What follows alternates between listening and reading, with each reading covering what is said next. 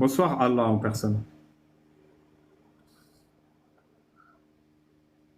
Bonsoir Allah. Oui, bonsoir messieurs, dames. Ça va? Vous m'entendez? Oui. Allez, parfait. Voilà. De tout le temps, j'entends un petit peu vos discussions, ça part toujours d'Allah, vous croyez pas à Allah, vous croyez pas à son prophète. Je comprends pas pourquoi, d'abord. Curiosité d'y aller dans le sujet, de chercher un petit peu chercher le diable, quoi. Je comprends pas ce qui vous arrive.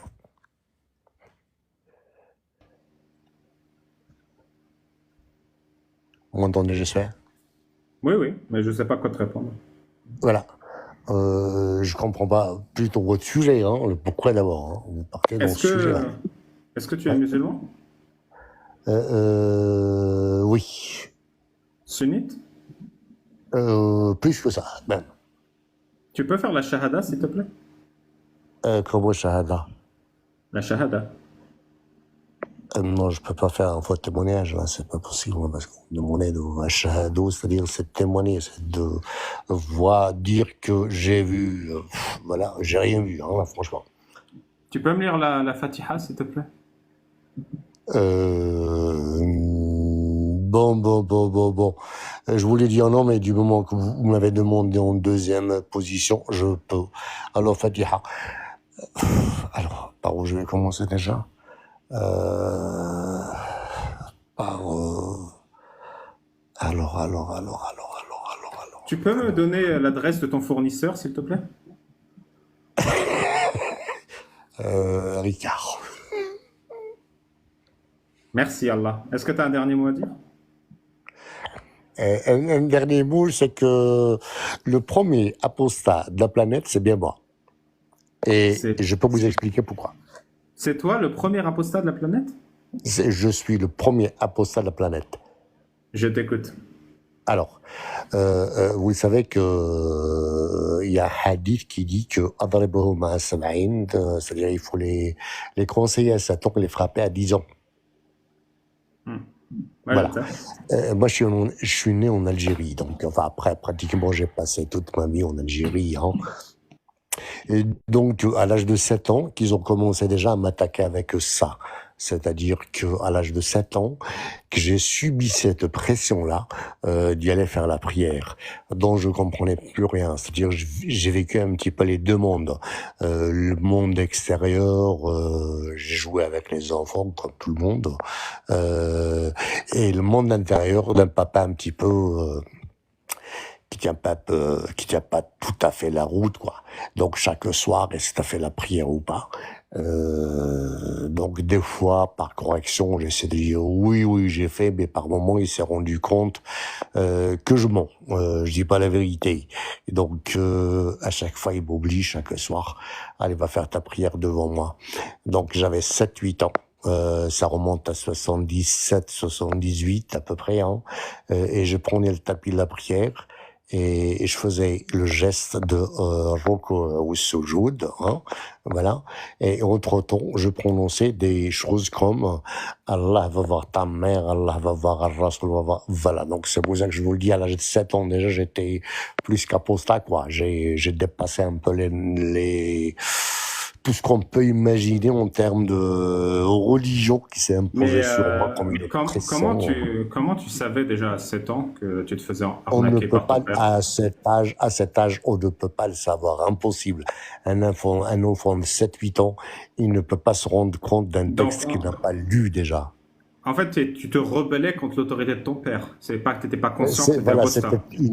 une autorité qui faisait que le dernier souvenir que j'ai gardé de la mosquée, c'était à l'âge de 4-5 ans, c'était ma première année primaire, on m'a tapé à la mosquée avec un bâton. Donc pour moi, tout ce qui est mosquée est débile. Mais après, quand je parle de ça, ce n'est pas avec un degré de conscience qui peut expliquer les choses. Ça n'a rien à voir. C'était plus un animal, quand tu le tapes à gauche, il part à droite. Quand tu tapes à droite, il part à gauche. Simplement. Pour ne pas trop y aller dans un sens philosophique à la chose. Ça Et m'a fait un peu mal. Maintenant, tu es en colère contre l'islam? Tu es en colère contre ce que tu as fait Non, ou non, t'es... non, non, non, non, non, non, au contraire. Il y en a certains qui aiment des films Hollywood, enfin un peu ça, c'est-à-dire tout ce qui est distraction, c'est des films. Moi, ma distraction, c'est l'islam, c'est Allah. D'ailleurs, je m'appelle Allah. C'est Allah Soul. Ça me distrait largement, quoi. Jusqu'à au dernier machin. Bon, je l'annonce, mais je sais pas si vous connaissez ou pas. Sayote, ça vous dit quelque chose ou pas? Non. Sayote, ça vous dit rien?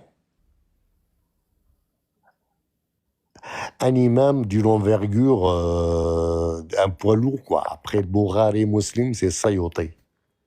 Sayote. Vous Si, m'entendez si, là? si, je le connais. Je veux juste savoir ce que tu Ça veux vous dire. dit quelque chose? Hmm. Continue, j'écoute. Oui, je Bon, c'est connais. un petit peu la pornographie d'Allah, si vous voulez, c'est-à-dire la façon d'expliquer la chose dans les rapports intimes, machin, etc. Ça dépasse un petit peu, il y a 1400 ans, mais ça dépasse largement ce que peuvent les gens peuvent voir maintenant en image. Oui, mais qu'est-ce que tu veux nous dire? Quel message tu veux transmettre? Quel Euh, témoignage tu veux donner? je sais plus, j'aime bien, dès que je vois un apostat, dès que je vois quelqu'un qui est dans le sujet, j'aime m'appeler, j'aime dire bonjour, j'aime dire j'apprécie énormément ce que vous faites et j'espère avoir répondu aux questions qui m'ont été posées. Mais qu'est-ce que tu as envie en fait d'obtenir comme résultat? Tu veux C'est pour ça que je te demandais si tu es en colère contre l'islam. Moi, j'ai l'impression que tu es en colère, mais tu n'arrives pas à le dire directement. Mais c'est Il pour y ça a que je pas voulais de confirmer. colère, j'ai fait référence à deux choses. C'est que Hmm. quand j'avais 4 5 ans, c'est vrai qu'on m'a obligé à faire la mosquée, donc on m'a tapé. J'ai retenu ça comme un imbécile, comme un âne quand on lui indique Ouais. d'y aller à gauche et pas à gauche, forcément. Forcément. Et à l'âge de 7 8 ans, c'était l'obligation de faire la prière. Et donc je faisais le geste, voilà, c'est-à-dire Et à quel âge tu t'es émancipé de ça? À quel âge tu t'es senti libre? c'est que ce qu'on appelle les prédispositions, c'est-à-dire on m'a préparé à ça déjà. C'est-à-dire les deux paramètres que j'ai cités, je Hmm. pense m'avoir exprimé d'une manière euh, assez limpide, on va dire. C'est-à-dire les deux paramètres-là m'ont marqué. Mais après, en appartenant à une société qui est bien religieuse, je suis algérien, hein, on s'explique bien. Hmm. Et donc j'ai continué un petit peu le chemin en étant un petit peu l'appartenance, dans cette appartenance religieuse, même si je la pratique pas. Hmm. Et le temps a fait que le hasard a fait bien les choses. Il y a eu la confrontation des années 90, si vous vous rappelez. Euh, Ouais. Oui, j'étais tu militaire. veux. T'étais Mm, militaire. mm. Et oui, j'étais militaire. Qu'est-ce que C'est-à-dire le hasard a fait que... Ouais. qu'est-ce que tu penses des années noires en Algérie? C'est arrivé en surprise, mais à avoir 20 ans, je crois que j'avais pas cette conscience d'aujourd'hui. C'était beaucoup plus ce qu'on appelle bien se sentir dans son poste, dans ce qu'on fait. Donc, j'ai fait mon devoir. Voilà, simplement.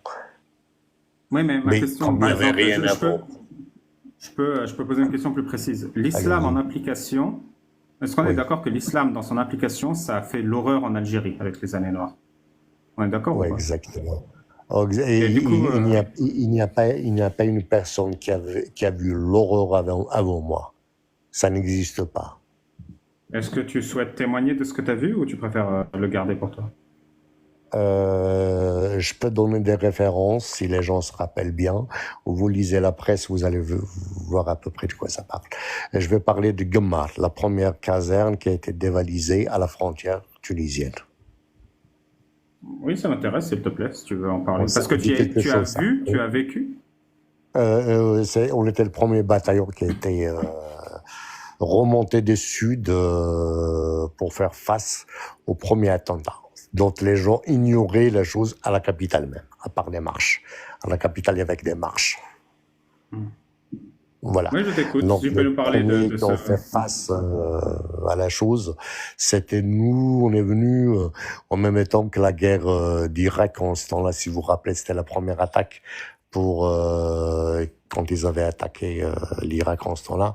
On est monté dans un avion militaire. On savait pas où on partait. C'était l'Hiroshima ou l'Hercule, je me rappelle plus. Et on est tombé à Ouargla, à quelques kilomètres de Ouedsouf. Donc nous-mêmes, on ignorait parce que en ce temps-là, c'était le système unique, journal unique, machin. Donc on savait pas ce qui se passait. On s'est retrouvé face à une guerre qui n'était pas encore déclarée sur la presse, que les gens ne savaient pas ce qui s'est passé. Et c'était qui l'ennemi? C'était qui? C'est-à-dire, tu es Bon, allé, on t'a c'était largué, nos on t'a frères débarqué de l'avion. algériens. On t'a débarqué de Oui, l'avion et tu savais pas qui tu allais combattre encore. on savait plus. Je parlais pas de ma personne. Ils nous ont remonté en troupeau, quoi. C'était un Mhm. bataillon, mais on ne savait pas. On partait et les rumeurs qui circulaient en ce temps-là, c'était pour partir en Irak. Voilà, Et vous avez combattu donc vos frères algériens qui étaient devenus des islamistes et exactement, qui avaient pris la décision de prendre le pouvoir pour y mettre, instaurer la charia. C'est ça ou... exactement, exactement. Et quand est-ce que tu t'en es rendu compte que c'était des Algériens que tu combattais? J'ai pas de réponse à ça. J'avais 20 ans, à peine 20 ans. Oui, je veux dire, c'est Je après savais pas ce que l'opération, c'est. c'est quand? C'est après l'opération que tu t'es rendu compte? C'est 10 ans après? C'est 2 mois après? Quand est-ce que vous avez compris c'était qui et sur qui vous tirez? Alors, pour être franc, un petit peu pour la durée que j'ai passée, j'étais, enfin, pas de regret, hein, quelque part. Il fallait être au poste, il fallait faire ce qu'il fallait faire. Mais plus tard, quand je me suis rendu compte de la magouille qui était derrière, qui animait ce genre de choses, trop de triche, trop de machin. Donc si c'est à refaire, je vais pas le refaire. C'était juste la volonté d'un jeune de 20 ans. On marre. Mais est-ce que tu as l'impression il faut éviter que cette situation se reproduise? C'est-à-dire que l'islam politique réapparaisse en Algérie? Je suis un petit peu abruti là-dessus parce que j'apprécie un petit peu votre langage parce que vous avez un peu de pédagogie, c'est-à-dire une manière de passer le message. Ce que je n'ai pas moi, c'est-à-dire moi quelque part j'ai essayé à un moment donné, bien avant l'apparition de tout ce que vous appelez les koufars, les apostats, machin, j'ai fait un travail de proximité, j'approchais les gens pour dire arrêtez avec la connerie, tout ça. Ça s'est toujours retourné contre moi. C'est-à-dire que je deviens quelque part un ennemi public numéro un. Donc, laisse-moi Euh, comprendre. Donc, tu approchais les gens en Algérie oui, pour leur faire oui, comprendre que l'islam, ça fait du mal à l'Algérie. c'est ça. Et tu as été très Ouais. maltraité, on t'a nommé comme ennemi public. C'est-à-dire que les gens te rejetaient et t'écoutaient pas. C'est Comment on ça, t'a c'est ça. traité? Les retours n'ont jamais été positifs. Comment on Voilà. t'a traité, C'est-à-dire si je il peux n'y a savoir, eu, hein? c'est-à-dire ça a toujours été contre-productif. C'est-à-dire que quand on part dans un sens de passer un message, on essaie de développer de sorte à ramener la personne au sujet, mais le problème quand on parle d'endoctrinement, quand les personnes sont endoctrinées, il n'est pas facile. Ils retiennent que de la haine et le lendemain, on se retrouve avec le même voisin, le même ami, avec une idée qui est tout à fait à l'opposé. Et tu continues ce travail ou tu penses que ça en vaut plus la peine de proximité, comme tu dis, de Euh, parler aux gens de... ce n'est pas que ça vaut pas la peine. Je reste moi-même, je continue à le faire, bien sûr. Mais après, je trouve que maintenant, on est dépassé par les événements, c'est-à-dire l'évolution des réseaux sociaux, tout ça avec TikTok, avec machin, avec voilà. Mon message redevient un peu minime devant la diffusion qui se fait à grande échelle. Mais est-ce que tu as de l'espoir? Est-ce que tu penses que la diffusion à grande échelle elle fera la différence dont tu rêvais? Alors, quand tu as parlé d'espoir, je vais peut-être vous demander d'y aller un petit peu sur un retour assez évident, d'ouvrir un petit peu les messages qui se font après chaque live ou après chaque message posté. Donc, vous allez remonter un petit peu ce que les gens pensent et je vous laisse juger de la majorité. Voilà, Non, je vous non, laisse pas ce que les décider gens de... pensent. Non, pas ce que les gens pensent, ce que toi tu penses. Ce que toi tu penses, mon pote. Est-ce que toi, tu as de l'espoir? Je suis indécis sur cette question parce que on est à deux vitesses. C'est-à-dire Ouais. que il y a la technologie qui sème le message à une vitesse qu'on se constate, ça c'est clair. Et il y a le ridicule qui ne tue pas. C'est-à-dire que on a certains, même s'ils comprennent que c'est de la connerie, on dirait qu'ils ont un bâton sur la tête. C'est-à-dire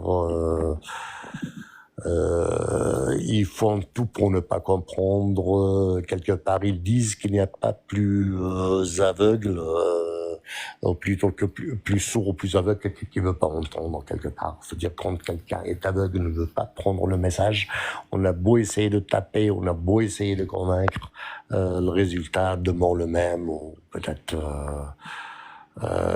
pire que ce qu'il était, parce qu'il pense au fond d'eux-mêmes qu'il a quelque chose entre les mains lui arraché. C'est-à-dire, c'est la religion d'Allah, c'est la religion de pas. C'est-à-dire, on lui lève, c'est-à-dire qu'on lui arrachait un petit, c'est comme si on lui arrache un petit peu un billet entre les mains.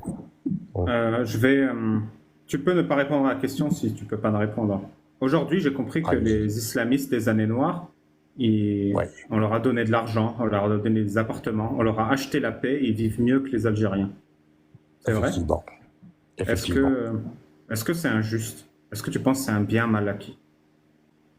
C'est plus qu'injuste. C'est ce qu'on appelle la soumission. C'est-à-dire, quand on prend un État qui se soumet, quand on prend Madame Nimzareg qui a été reçu par un Premier ministre qui est en prison à ce moment, où Yahya, si vous connaissez, et avec les caméras de télévision, attendez-vous à tout. Donc ces gens, ils ont enlevé, torturé, massacré, terrorisé les Algériens, et l'État leur a donné de l'argent et des appartements pour les remercier. Aujourd'hui, en 2024. Des commerces, plus que ce que vous imaginez. Hein. Plus que ça même.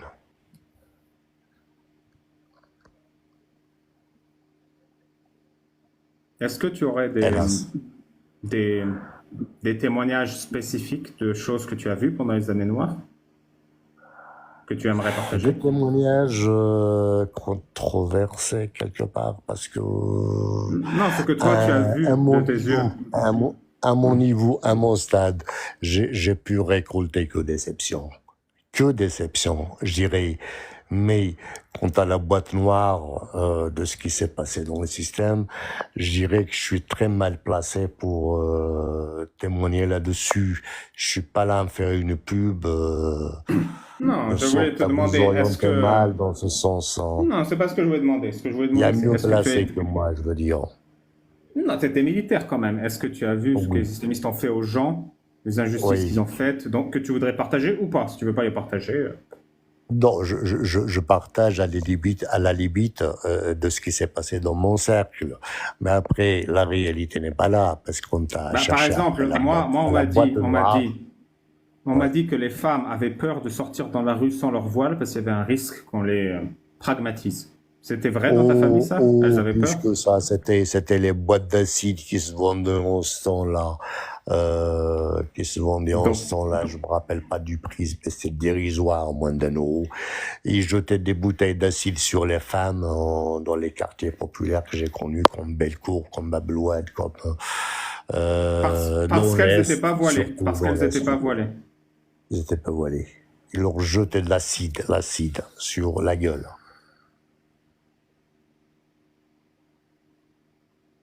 Défiguré à vie, quoi. Ouais, voilà. Je sais pas quoi dire. Ah non, non, mais c'était c'est tout à fait ça. C'est-à-dire qu'en ce temps-là, ils avaient même démonté les panneaux des mairies APC de telle ou telle assemblée populaire communale de telle ou telle. Ils mettaient à la place Pacha islamique, c'est-à-dire Baladia Islamia, c'est-à-dire commune islamique. Et il y a même une sorte de milice qui a été créée. C'était une milice qui faisait les marchés, qui rôdait un peu partout dans les cercles populaires, connus comme, je précise, Bellecour, Bab el Oued et beaucoup de pays de l'Est de l'Algérie. J'étais à l'Est d'Algérie, on était militaire. Hein. J'ai fait Oued Souf, j'ai fait à peu près ces régions.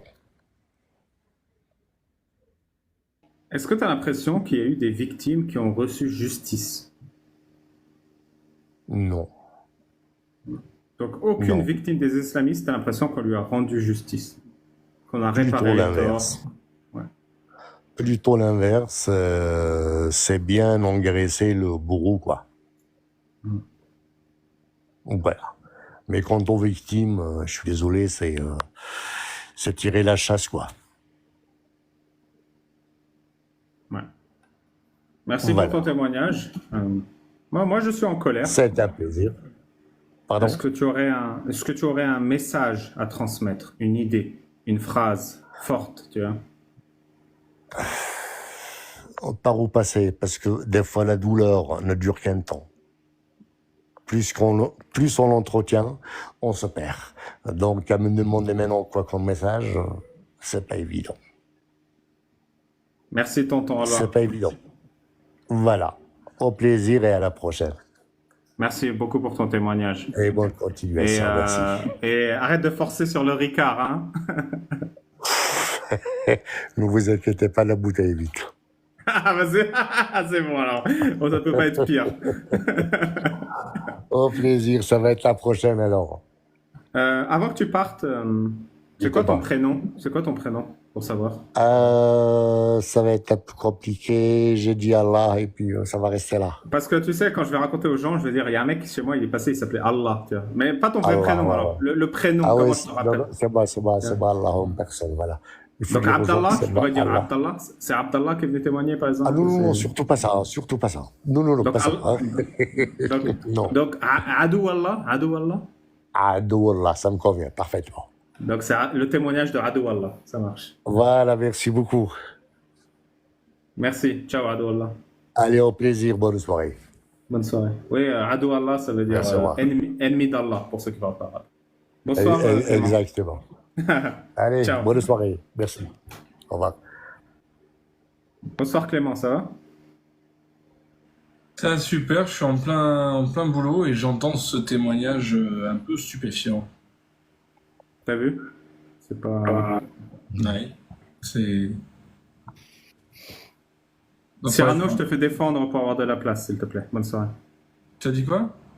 Non, juste je disais à Cyrano et Allah que j'ai fait descendre. Oui, c'était stupéfiant. Hein. T'as vu ça? En plus, si tu sais pas, parce que moi j'ai l'expérience, j'ai fréquenté énormément de Syriens réfugiés qui ont fui les assauts de l'État dans les années 2010 et dans les années 1980. Et je sais, ils ont cette manière de ne pas te dire tout de suite de quoi ils veulent parler. Tu vois. C'est pour ça que j'ai gratté un peu. Ouais. En fait, je sais pas pour les Algériens, j'imagine que c'est la même chose, mais quand tu es traumatisé par un régime qui a massacré tout le monde, plus jamais de ta vie tu fais une phrase directe, en fait. Ben ouais. Il doit pas être ultra pote avec les lives LFI, lui, mais... Ouais. On va demander s'il peut aller dire ça là-bas. Ouais. Mais j'en ai connu plein, des tontons, des grands-pères, des seniors qui juste, tu peux pas leur parler directement. C'est fou. Donc lui, quand même, il a du courage, il a de la force, tu vois. Bravo en tout cas, et à lui et à toi pour l'avoir interrogé de cette manière en tout cas. Interroger tout de suite. Non, interroger dans le sens interview, excuse-moi. Ouais. Mais voilà. Je suis sur de l'anglais, pour de vrai, je suis sur de l'anglais depuis 3-4 jours et du coup, je reprends le réflexe de tout traduire en français pour pas passer pour un connard à dire des mots en anglais. Et non, oui, interroger, interviewer. Voilà. Bah, du coup, il y a beaucoup de musulmans qui montent sur nos lives pour dire l'islam c'est une belle religion de paix. Effectivement, potentiellement, un musulman peut être paisible. Ce témoignage, il nous montre que potentiellement, l'islam, il peut aller dans l'horreur. Et pour être franc, un jour aussi, je vous raconterai mon histoire, tu vois, parce qu'on a... Les années noires, c'était horrible, hein, mais il y a d'autres choses, en fait. L'islam, il a apporté beaucoup à la brutalité du monde. Parce que tout ce qu'on connaît de toi, finalement, c'est ton apostasie et le bout. Et entre les deux, il y a quand même énormément de choses, on imagine, tu vois. Tu te souviens même pas du lion de Roubaix. Je suis déçu. T'as dit quoi? Je me souviens pas de quoi? Du lion de Roubaix. Tu sais même pas que j'étais un lion à la base. Le lion de Roubaix. Non, t'inquiète. C'est le titre qu'il faut me dire quand tu me parles avec respect. Je suis le lion de Roubaix. Ah d'accord, le lion de Roubaix, oui, pardon. Oui, non, Roubaix, si, Roubaix, je me souviens que tu étais sur Roubaix. Je ne savais pas par contre si je m'en souvenais parce que tu me l'avais dit, ou si c'était public. Parce que... Le lion de Roubaix, c'est ça. Donc tu te dox ou quoi?